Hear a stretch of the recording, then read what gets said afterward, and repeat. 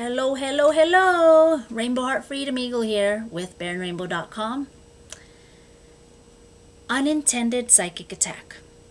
That's the title of this video. Sometimes you do nothing and people hate you. Why? Well, it stems out of fear. They feel threatened. Your very presence threatens them. And nothing happened, but your energies just conflict, whether it's your personalities, your wavelengths, your energies, whatever. I've had different people that very difficult to get along with, whether they be coworkers or just people that I had to work with in whatever capacity, share space with, and whether it be professionally, and that I even loved them, grew to have genuine, authentic, immense love and compassion for them. And not only that, I even received the opposite. Instead of being attacked, all this conflict and being unsupported and being attacked by them, or picked on or bullied or whatever, I even received gifts, like literal gifts, physical gifts. Yeah. So, unintended psychic attack. People who feel threatened will... Okay, when people are threatened by you, your very presence, that's an attack already. You doing nothing. You just being there. Just the thought of you, they get irritated and grumpy. We're all mirrors to each other. So just by your very presence, that's an attack to them. They feel unsafe. They feel like, oh my God, I need to protect whatever, my dignity, my safe face. I need to be the alpha. I need to look like I know what I'm doing. Because in reality, and deep down inside, they don't. They don't feel secure. They don't feel strong enough within themselves to be around you. When this happens, it's not easy, but love, I know, cheesebally as it sounds, love is the answer. I know it's difficult being around narcissists. I'm just going to label one of them. I'm not saying that all of the examples and stories that I have are dealt with narcissists, but they just need their ego stroked. And yes, it can be tiring, can be draining, because everything revolves around him or her. And even if it's not about him or her, they can get offended and take things personally. It's like, no, you're so insecure. You think I'm talking shit about you. I'm not. I'm talking about something else. We're not talking about you. Not everything is about you. But I can personally say that I have successfully shifted things around for love and the positive. And instead of having to walk on eggshells around these type of difficult people who feel threatened by you, when you just understand this, you can develop compassion and find the strength within yourself to show them love. I mean, you don't have to drain yourself, but it is easier to keep giving love and support and stroking their ego, because that's what they're begging and crying out for. And no, I didn't become a lambe or a kiss butt and give my power away. But knowing this, you already know how to, quell their fears and make them feel comfortable, because you understand where they're coming from. You don't do anything. It's not your fault. It's illogical thoughts, illogical fears, but it's real. Their perceptions, their feelings, it's real. That's their reality. So you got to treat it like it's valid and like it's real, because it's real for them. The first man that I was talking about, he loves to criticize everything and everyone. He never even asked me why I was leaving early every day, going to a second job, leaving early, going to another night job. He would just make snide remarks about, yeah, I know you're leaving early again, whatever. Like you're a slacker and you're not reliable. He just never wanted to hear my side, which is not the point, but we became cordial. Somehow, some way down the line, I found love for this person. Let me see if how I can remember how I did it. I think in at least two of the instances was I associated or I related or I found a loved one. For example, whether it be a relative or a friend, someone I already knew, like, and trusted. Not just that, but I loved. Like there was love between us. I love this person. You know, even if the person's difficult. For example, maybe it was one of my loved ones who I love near and dear to me, who I love dearly. I said, oh, this person is a narcissist, but he reminds me of this loved one. Then I just sent and projected love and cleared the emotional charges of, oh my goodness, this person is so difficult to be around with, to work with, to just be in the presence of. And over time, it healed. We were good. It was neutral. It was even, cordial and fun.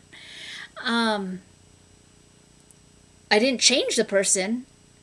I just changed myself and how I felt about this person. And that in turn had this male narcissist interact with me in more fun, lively, easier ways. No more of these snide remarks and, bullshit comments that were just uncalled for.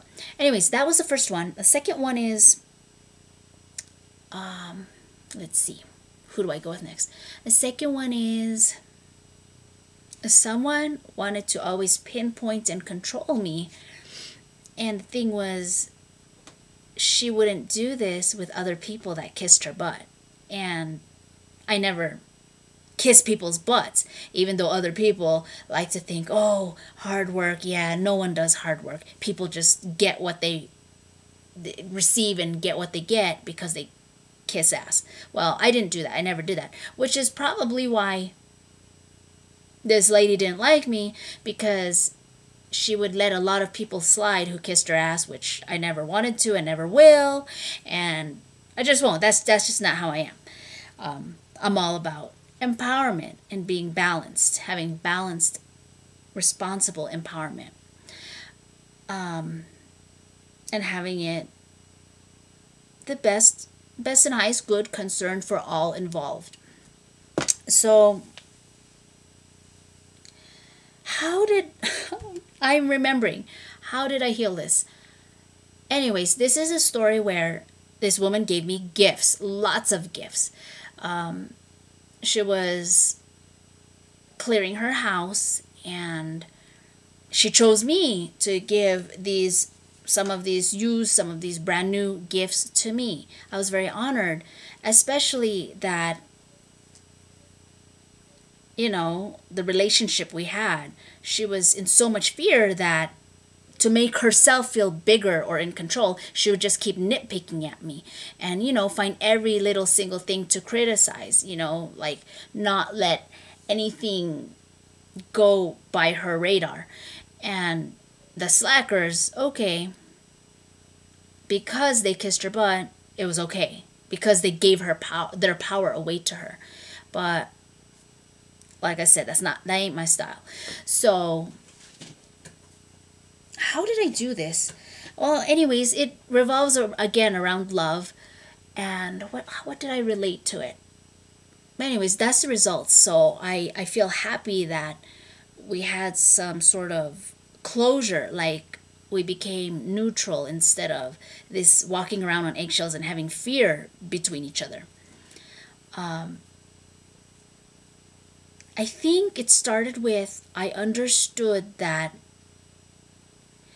as a child, no one would oh yes, I got it. No one would listen to her.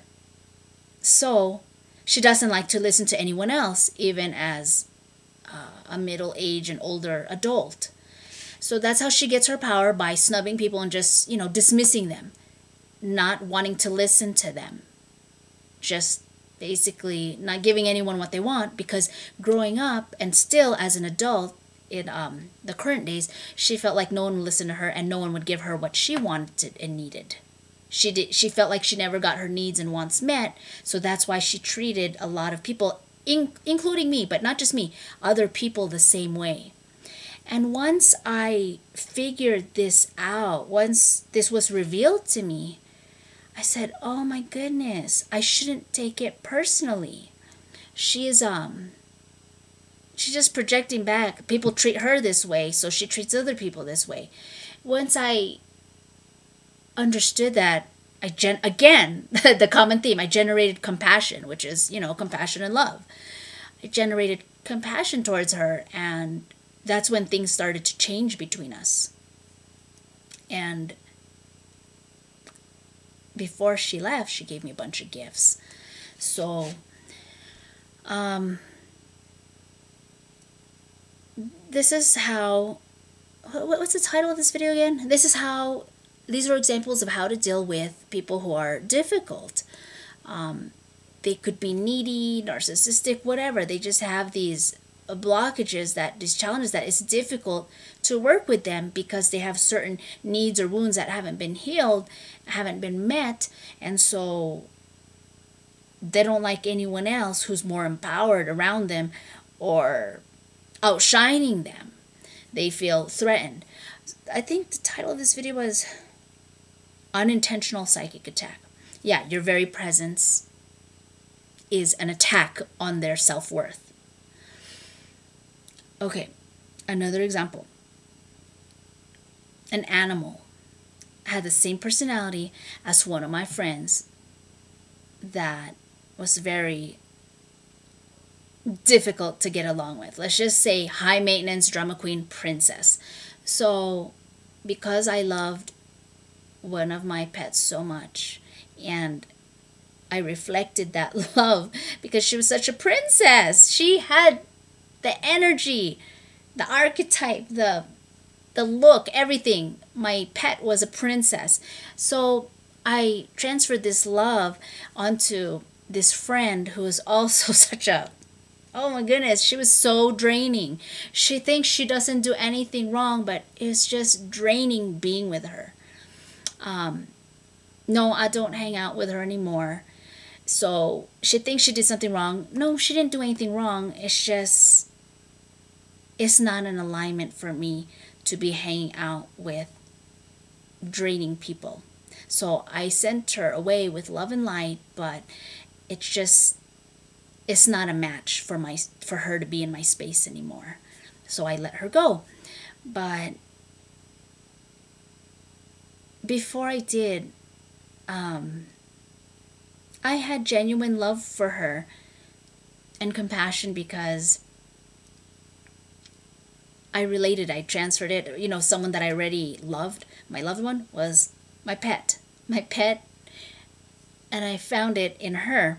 Oh, you know what? My pet also helped me heal another relationship with another coworker that was also a high maintenance drama queen princess. Oh my goodness, she hated me so much. I mean, just my very presence, she would just be all irate and crazy. Like, she'd be chill with everyone else, but when she saw me, she'd be like, oh my god, why does she bug me? Well, sure, we have differences in personalities and we're both very strong personalities, but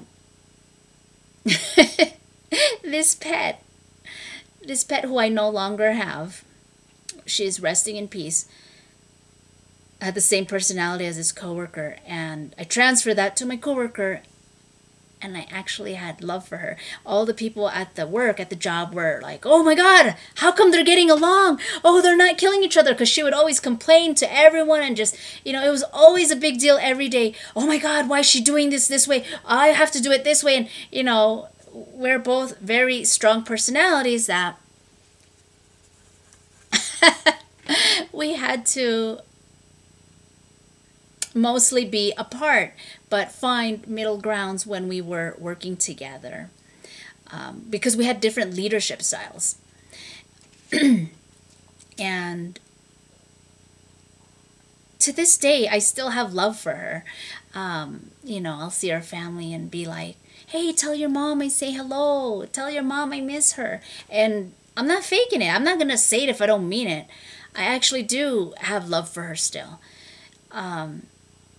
So this animal, my pet that died, helped me heal relationships with two people. One was a friend, one was a coworker. Because she had the same archetype, same personality of the high maintenance drama queen princess, so needy and just needing to be pampered and just, oh my goodness, just relishing and thriving on drama. But because of the love that I found somewhere else, I was able to transfer it. And once I loved this coworker, we found ways to actually be around each other in each other's physical presence. And I know all the other coworkers like, oh no, I don't want to be around them. War. Yeah, I'm more of an empowerer. She's more of a people pleaser. So we conflicted. We were just so opposite. She wanted to bend over backwards for everyone because she wanted their approval. Whereas I'm very empowering. I would empower and create other leaders. I would have everyone else be independent so that they could be self-sufficient and do self-service. So we were just opposite in our leadership styles. So okay, one more. Well, maybe two more. Actually, one more, which I can combine two people, which was kind of the same incident story. In a networking group, someone was not really networking anymore, and all of us wanted to have a chance to speak and introduce themselves. Well, I said, oh, okay, are you almost done? After like, I don't know, 5 or 10, not even 5 minutes, probably nearing 10 minutes of getting off on tangents and not even introducing herself and talking about her business, kind of mumbling and going on about, I think she was putting herself down. What was it? Talking about her self-sabotaging ways. Well, knowing me, I'm very, with clarity, order, communication, expression, I'm very, I keep everyone in the group in order and on track. That's just my element. That's who I am. And, I don't just think of myself. I think of the group dynamic. And this person felt attacked by me. I just asked, are you almost done? We have a time schedule. Are you ready to move on to pass it on to the next person to speak? And this person attacked me. It was really awkward because she forced me to talk, and I didn't want to talk because I really didn't need to. I just wanted the whole group to have a fair chance to introduce themselves and we all get to know each other.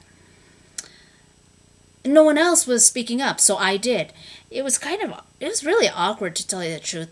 The energy was really low, and it was really awkward. A lot of people were just looking at their phones. It's like, dude, we're here in person. Stop being rude or whatever. Just like, put your phones down. I understand if you look at the time sometimes, but put your phones down and let's connect with each other face to face. Let's make the magic happen. And she forced me, after she felt attacked, she attacked me verbally, and she forced me to go next. And I said, no, let's just go in order in the circle. I just said, let's do that.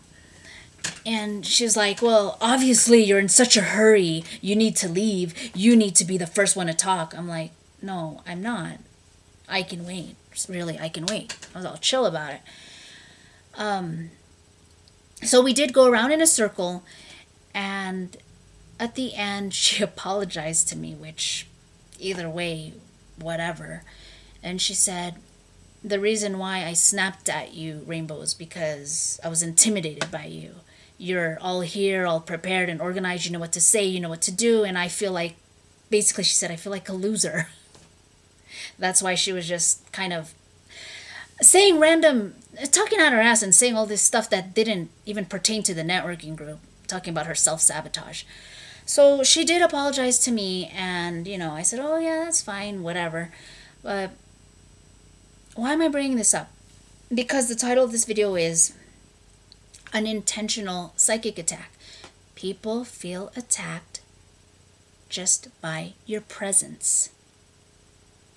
I didn't even do anything, and she attacked because she felt attacked. So just by you being there, just by me being there, that is already perceived as an attack, just by being there.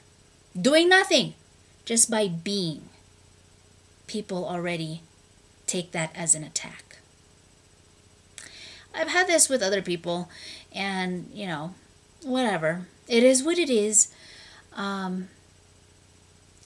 After that, after all this talking and networking, it would have been nice if we all left early or after we were all done talking, because we waited about 15 more minutes of awkward silence because the waiters didn't come. Anyways, that doesn't matter in this video. What matters is understanding where the person is coming from. It's not logical. What has this person been through as a child? What has this person become to shape his or her reality? What is this person needing, seeking? What is this person lacking? Why do they react in certain ways? Why do they feel certain ways? I mean, even without you being there, even without me being in their presence, what drives them? Why do they feel like this? So usually it's lack of love, lack of self-worth, when they feel inadequate, insecure. That's why it's important to heal ourselves, because the more we heal and empower ourselves, we don't need to impose our hurts on other people, which is just basically what happens. And people can see it as psychic attack, bullying, whatever. They're just so uncomfortable with themselves that it gets heightened and magnified with the other mirrors of being in the presence of other people. Okay. So what's the answer? Love. Love, love, love, love, love, love. Love, love, love, love. Love. Love people. It doesn't mean it's going to heal and solve everything, but it really helps. It lubricates the relationships. And will it always work? Yes and no. It may not work immediately, but subconsciously it's picked up. And no matter how much love you give to them, some people, the people will also reject it, meaning they have ingrained in themselves that they have this poor self-image, poor self-concept, that they won't even receive your love. They'll reject it. Whether you do it outwardly or long distance, just feeling love for them, even when you're not in their presence. It can work. So I shared my stories of what did work for me. And I was so surprised, amazed, and shocked, because I thought, this is impossible. This person is difficult. Oh, this will never happen. Surprise! The tables turn, all because of love. And what do I mean by love? Yes, finding ways to love them, and also continuing to love yourself. Because when you do that, you won't be having these bondages of neediness and hurt and these fears and insecurities and inadequacies alone, or in the presence of people that you feel threatened by. So just continue to love. Love yourself. The more you love yourself, that's the same level that you can give to other people. So if you have little self-love, you can give very little love. If you have a higher self-love, you can give more love to others. And the world will just be a happier place. You'll be easier to get along with, and so will other people. All right. I hope this has helped you, because I'm very happy about the results that I achieved with these, and I don't even think I tried. Sometimes I did, sometimes I didn't, but the common thread is love. Bear and I, my husband and I, do attract loving relationships, heal and prevent psychic attack. If you're interested in knowing more, you can check out bearandrainbow.com and request more information and or schedule a discovery call with us. Okay? Rainbow Heart Freedom Eagle signing out. Healing. It is all that is.